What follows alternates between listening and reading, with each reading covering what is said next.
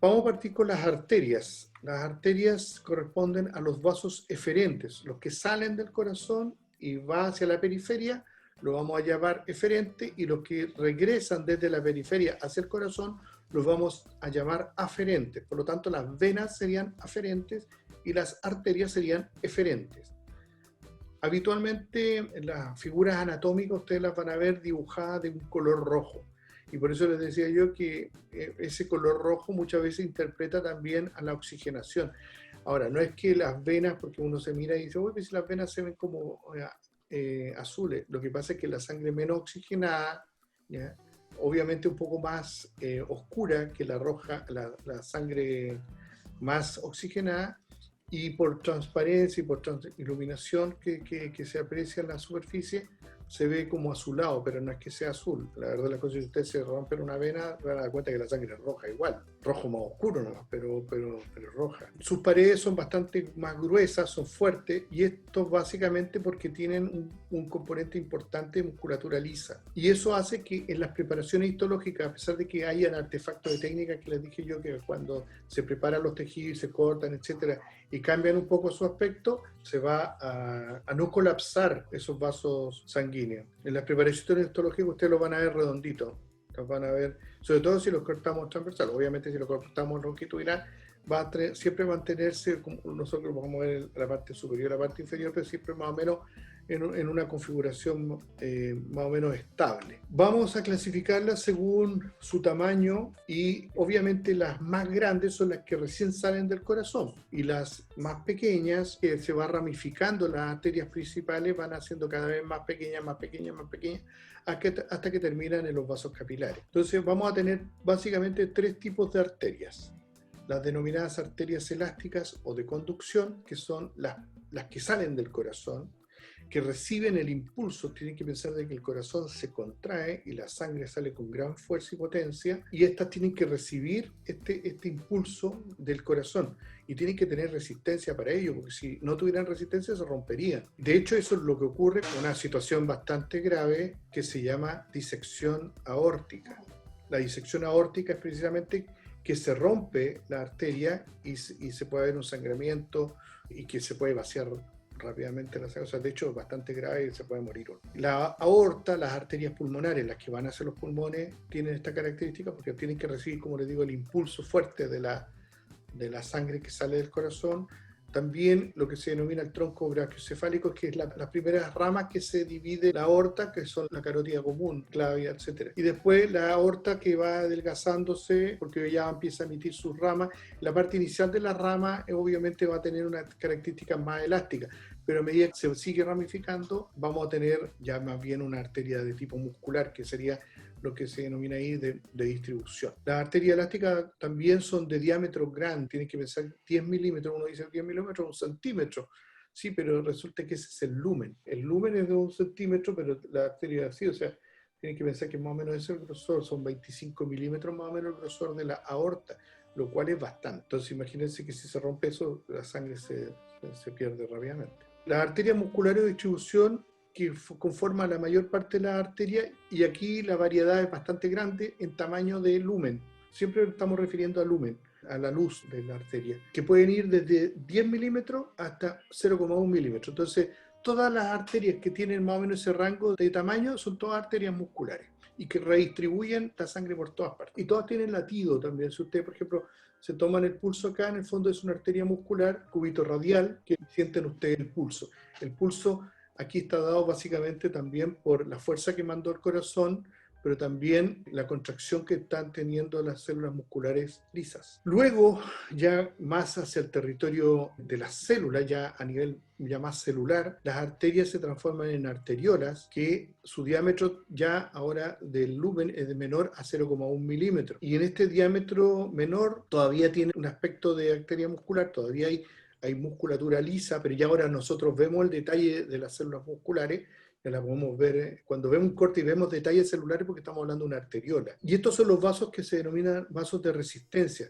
Tienen que pensar que la sangre tiene que romper una cierta inercia que contiene la sangre dentro de los vasos más pequeñitos. Y estos vasos más pequeñitos, de alguna manera, impiden que la potencia de la sangre que sale del corazón llegue hasta los capilares, porque si no se reventarían.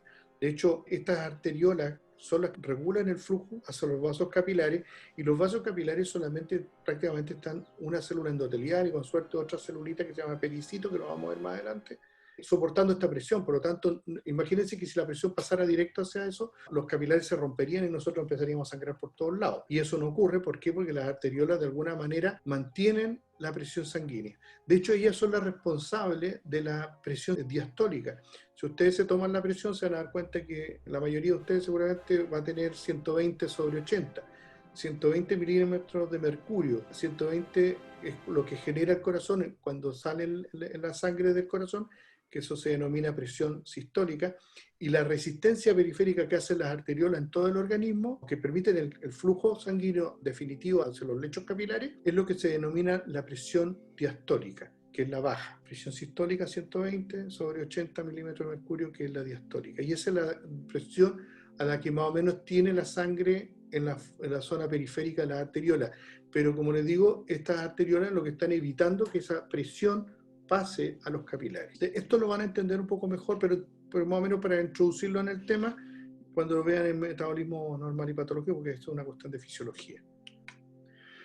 Aquí tenemos los tipos diferentes de arterias. Si ustedes pueden ver acá, las arterias elásticas son los que tienen los lúmenes mayores, las arterias musculares, los lúmenes son bastante más pequeños, sus paredes son un poco más gruesas o en aspecto más gruesas. Esto va a ser más grueso básicamente por el tamaño, pero en realidad estas otras van a tener paredes más gruesas, en donde va a ser mucho más notoria la zona de la capa túnica media, porque hay mucha mayor cantidad de fibra muscular. Y luego las arteriolas, que van haciendo cada vez más pequeñas, y como digo, ahí ya nosotros vemos detalles celulares. Este esquema está bonito porque va a mostrar la diferencia entre una arteria muscular con una arteria elástica. La de acá es elástica.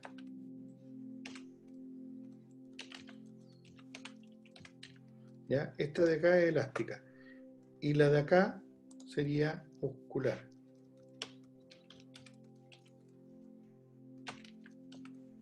¿Por qué razón digo yo eso? Porque si ustedes miran bien, la elástica tiene láminas elásticas que son concéntricas, que se ven acá. La más interna, que sería esa, que sería la que señala el límite entre la túnica interna y la túnica media, está distribuida así, en forma concéntrica. Lo que hace que resista, ¿no es cierto?, la presión de la sangre. Tenemos varias. En realidad no es que haya esta misma cantidad de láminas elásticas, sino que son láminas elásticas concéntricas. Acá también tenemos fibras musculares lisas. No son tan potentes como las fibras musculares lisas que nosotros vemos acá, que ahí está mucho más fácil de ver. ¿Por qué? Porque aquí también tenemos fibra elástica, pero ya no en la condición de lámina elástica que tiene la arteria elástica. Fíjense también que la adventicia aquí es un poco más gruesa que en el caso de la arteria elástica. La arteria elástica entonces sería mayor a 1 centímetro de diámetro en el lumen. Tenemos todas las características. Aquí también lo encontrarán, lo vamos a subir para que lo lean en la clase, en un PDF. Y esto está, creo que esto es del ROS. ¿Ya? Ahí están las diferencias características de todos los vasos sanguíneos, sobre todo del tipo de vista arterial, más o menos cuáles son sus características, para que no vayan a entrar en detalle. Esto es un corte de arterias elásticas, como ven ustedes acá. Nosotros vamos a ver acá una capa íntima que va a incluir alguna pequeña cantidad de fibra, de a lo mejor de células células musculares lisas, que de repente pueden estar en la zona conectiva de la arteria. Recuerden que aquí están las células endoteliales, hay una pequeña lámina basal, tenemos una pequeña cantidad de tejido conectivo, y como les digo, en esta pequeña cantidad de tejido conectivo podríamos tener algunas células musculares lisas. Eso es interesante y que pueden traspasar, se fijan, desde la zona media hacia la zona íntima. Esto es importante porque aquí es precisamente donde se producen las placas de ateroma, y las placas de ateroma, que lo vamos a ver después en patología, tiene que ver con un reclutamiento de células musculares lisas y de inflamación, etcétera, muchas veces por daño en las células endoteliales, que permite la acumulación de colesterol y generación de placas de ateroma. Yo siempre he pensado que eso más bien un problema de diseño del sistema más que un problema real. ¿ya? De por qué se produce, porque a la larga yo creo que todos los adultos y la mayoría de la gente más vieja igual va a tener placas de ateroma por mucho que se cuide. En el límite, como dije yo, van a ir las placas acá, la lámina elástica interna, y acá, si ustedes se fijan bien, hay unas diferentes láminas que van entre las zonas musculares, ¿ya? Que va a ser lo más representativo de estas arterias elásticas.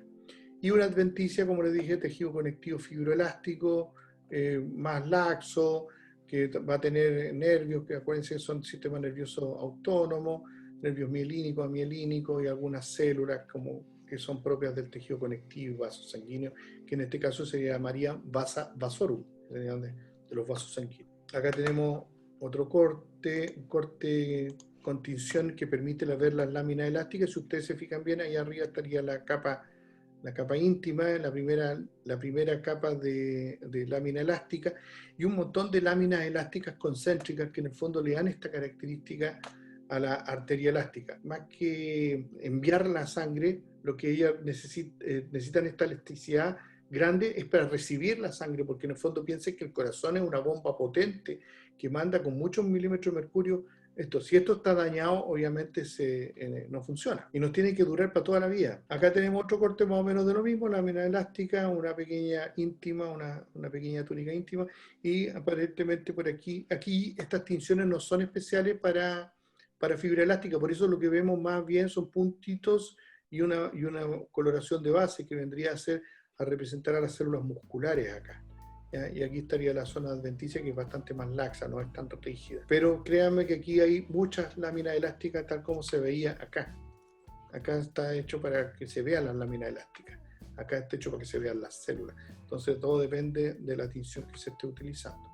Más o menos este es el concepto. La túnica íntima, aquí lamentablemente no se ve, poco pixelado, pero la lámina elástica es una cosa más o menos así, que sería como el límite entre la túnica íntima y la túnica media.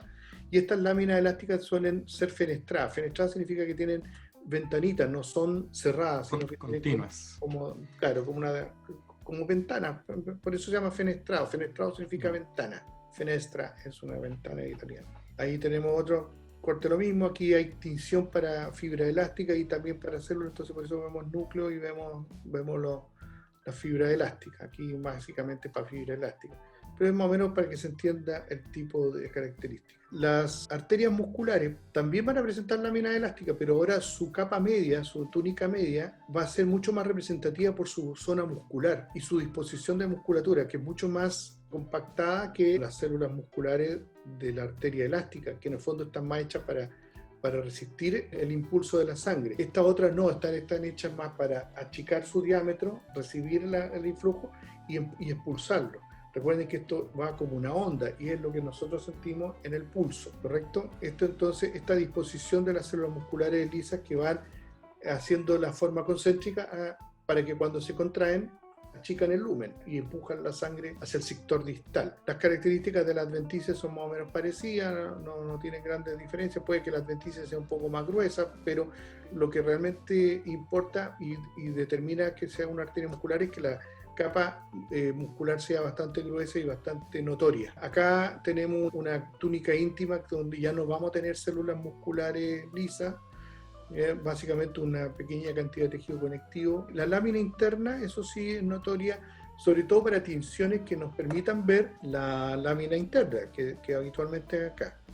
Habría otra lámina externa, estaría por acá, pero habitualmente no es tan notoria en las tinciones. Y obviamente vamos a encontrar una que otra lámina dispersa, ¿no es cierto? Láminas de tipo fibras elásticas, perdón, fibra elástica entre las células musculares lisas, pero ya no es de la importancia que tenía, que formaban estructura en la arteria elástica. Acá se aprecia la túnica íntima. Inmediatamente eso que se ve aquí como medio cafecito corresponde a la lámina elástica interna, que esto permite verla. Y esa lámina elástica interna fija el límite de la túnica media. Fíjense que aquí la túnica media es sumamente importante y estas son puras células musculares lisas que están, ¿no es cierto?, orientadas en forma concéntrica. y por acá un tejido más conectivo laxo, que lamentablemente aquí se ve como disgregado, pero en realidad no es tan así, que corresponde a la túnica adventicia. Acá se aprecia claramente la lámina elástica interna, aquí están las fibras musculares y acá la adventicia. Entonces aquí prácticamente las células endoteliales casi ni se ven, porque en el fondo esta tinción está hecha más que nada para ver la fibra elástica. Lo mismo en esta otra. Si ustedes se fijan, no vemos mucho detalle celular, por lo tanto esto está visto desde más lejos, por lo tanto significa que es una arteria más gruesa, no es una arteriola. Si se fijan bien, los límites anatómicos llegan hasta la adventicia. Si nosotros quisiéramos separar esto de los tejidos, lo que estamos separando es la adventicia del tejido conectivo que lo rodea. La arteriola son, como les dije, los responsables de la resistencia periférica, y ya su diámetro de lumen es muy pequeñito, va desde los 100 micrones, que serían las más gruesas, a los 10 micrones. Recuerden que los glóbulos rojos más o menos en promedio tienen como 7 o 7,5 micrones de diámetro. Por lo tanto, ustedes pueden encontrar que son un poquito más gruesos que el tamaño de las células que van a circular por ahí. Todavía tienen capa muscular y por eso se denominan arteriolas. Las características están dadas en este mismo cuadro para que lo lean con tranquilidad. Y ya como les dije, aquí ya estamos viendo detalle celular, por lo tanto aquí es mucho más pequeño. Si nosotros vemos esto, que sería como un glóbulo rojo, están puros glóbulos rojos aglutinados acá, entonces pensemos que este es un glóbulo rojo que tendrá 7 micrones, entonces multipliquemos y veamos más o menos, esto tendrá unos 50, 60 micrones de diámetro, y nosotros vemos detalle celular, por lo tanto eso es lo que estamos viendo en una arteriola. Y la otra cosa interesante es que ustedes ven que conserva, en el corte transversal conserva el aspecto redondeado, que eso es característico de las arteriolas. En las vénulas no vamos a ver eso, vamos a ver con un aplastamiento. Fíjense que aquí están las células endoteliales. Esta tinción es una tinción de HE, por lo tanto no está hecha para ver la lámina elástica, que aquí podemos intuir que por ahí está, pero no está hecha la tinción para ver la lámina elástica. Fíjense los núcleos de las fibras musculares lisas, que son bastante más grandes que estas de las células endoteliales. Igual está medio churrascado el tejido, ¿no es cierto? Y por eso las células endoteliales se ven como más guatoncitas. Y fíjense, acá está la adventicia, que tendría estas células que están por fuera, que serían de núcleo un poco más pequeños que estos otros de las células musculares, serían fibroblastos. Y esto sería el tejido conectivo fibroelástico para esta arteriola. Esto es una arteriola. Como les dije, actúan como válvulas reductoras de presión, porque ahí ellas no pueden traspasar esa presión al territorio capilar, porque obviamente sería una presión demasiado grande y eso podría romper las células endoteliales. Tenemos la metaarteriola, que sería la última parte de la arteriola antes de pasar a ser capilar, y es precisamente la zona donde está el diámetro más pequeño, más o menos de 10 micrones de diámetro. Es la porción terminal de la arteriola y está relacionado con el capilar directamente. Y obviamente esto regula el flujo sanguíneo que va a pasar después al territorio capilar. Esto es interesante porque ya les dijo el doctor Fuente que nosotros tenemos más o menos entre 5 y 6 litros de sangre, pero resulta que nosotros lecho vascular, sobre todo de tipo capilar, tenemos como para 25 litros de sangre, o sea, tenemos mucho más cañería que agua en la cañería. Por lo tanto, una forma de regular que la presión no caiga tan bruscamente es precisamente gracias a estas metaarteriolas, gracias a este tejido vascular que impide que pase esta presión hacia el territorio capilar. Y esto indudablemente que es importante para el intercambio gaseoso y para la nutrición de las células. También tenemos que pensar de que esto permite que existan algunos lechos que estén abiertos y otros cerrados. Y eso implica que en algunas partes las células se están nutriendo y en otras partes las células no están nutriendo, sino que están funcionando de otra forma. Pero también estas metaarteriolas son las responsables de que cuando hace mucho calor la piel se pone más rubicunda, más rojita, ¿no es cierto? Porque se empiezan a dilatar los lechos vasculares más superficiales. Y cuando hace frío nos ponemos pálidos porque se redistribuye la sangre hacia adentro para no perder calor. Entonces esto también está relacionado con la regulación de la temperatura y un montón de otras cosas. Así que las metaarteriolas tienen funciones muy importantes. Y todo esto es regulado por el sistema nervioso autónomo.